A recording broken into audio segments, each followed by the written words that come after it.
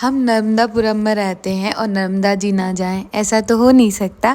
Hello जी, जय श्री राम। कैसे हैं आप लोग? आई होप अच्छे होंगे।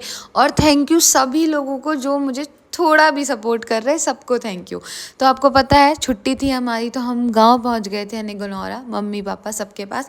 तो सुबह सुबह सैटरडे के बाद संडे को ये बोलते कि चलो नर्मदा जी चलते हैं। वैसे हम स्नान करने नहीं गए थे क्योंकि बारिश बहुत तेज़ थी।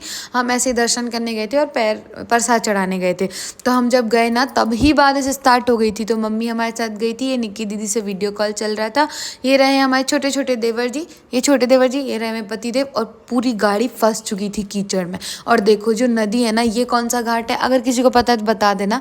ये घाट हमारे गांव से बिल्कुल बहुत कम डिस्टेंस पर है। जैसे कि होशंगाबाद से सेठानी घाट है, ऐसे यहाँ से बहुत कम डिस्टेंस। बस यहाँ ना भीड़ भाड़ बहुत कम है, लेकिन नर्मदा जी इतने ऊपर तक आ गई थी। और देखो मम्मी ना ट्राई कर रही दिया जलाने की, बट इतनी हवा चल रही थी कि वहाँ जल ही नहीं पा रहा था। और वहाँ पर इतनी, देखो कितना प्यारा लग रहा है, मतलब बहुत सुंदर। और यहाँ जब ये नाव मैंने देखी ना तो मेरा पूरा मन कर गया, यार क्या इनको कितना बढ़िया लग रहा है। इसको शायद पाल नाव बोलते हैं। फिर बस यहाँ पर दिया तो नहीं जला। उसके बाद हमने कुछ पूजा करी, फिर हमने कुछ फ़ोटो वोटो खिंचवा ली, जो कि कंपलसरी मैंडेटरी है ही। फिर उसके बाद हम घर पहुँच गए तो हम गीले हो गए थे। फिर हमने चेंज कर लिया था, क्योंकि वहाँ हम स्नान तो कर लेते बट वहाँ चेंज करने का नहीं, क्योंकि नर्मदा जी अभी जो बारिश हो रही है उससे काफ़ी ऊपर तक आ गई।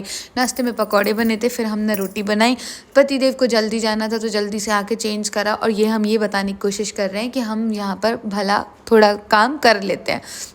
कभी कभी मौका मिलता है मुझे सेवा करने का, तो हम उसको अच्छे से कर लेते हैं।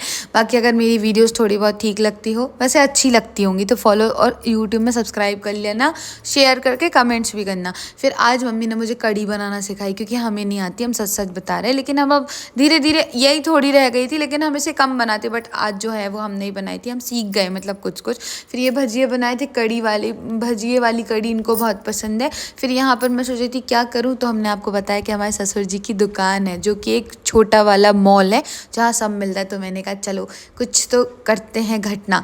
फिर हम गए, हमने कुछ चॉकलेट्स उठा ली, जो आजकल ना पापा जी वाला जो बड़ा फ्रीज है वो सेकंड वाले रूम में रखा है, जहाँ पर इनका स्टोरेज रहता है ना, जैसे गोदाम टाइप की। वहाँ पर देखो अगर किसी को ये सब खाना है ना तो हमारे घर आना पड़ेगा, सबको मिल जाएगा। फिर हमने 2 चॉकलेट ली और किसी को पता नहीं चला, क्योंकि मम्मी पापा तो दुकान में बैठे थे। फिर जल्दी से मैं घर अंदर आ गई। अंदर आके मैंने फटफट से मैंने खा लिया, क्योंकि किसी नामो निशान नहीं बचना चाहिए। किसी को खाना है ना तो फटाफट आना पड़ेगा। उसके बाद हमने चाय पी ली। चाय पीने के बाद ये फल बताना ये कौन सा ही है। मुझे तो बड़ा वाला नींबू लग रहा था, लेकिन मुझे ना खट्टी चीज़ें बहुत पसंद है ना। तो मैंने इसको काटा, मम्मी ने बोला था और इतना बढ़िया लग रहा था। कोई इसका नाम जानता हो तो बताना, मेरे को नाम नहीं पता। बड़ा वाला नींबू बोल रही थी। और आज ये था खाने में। बाय।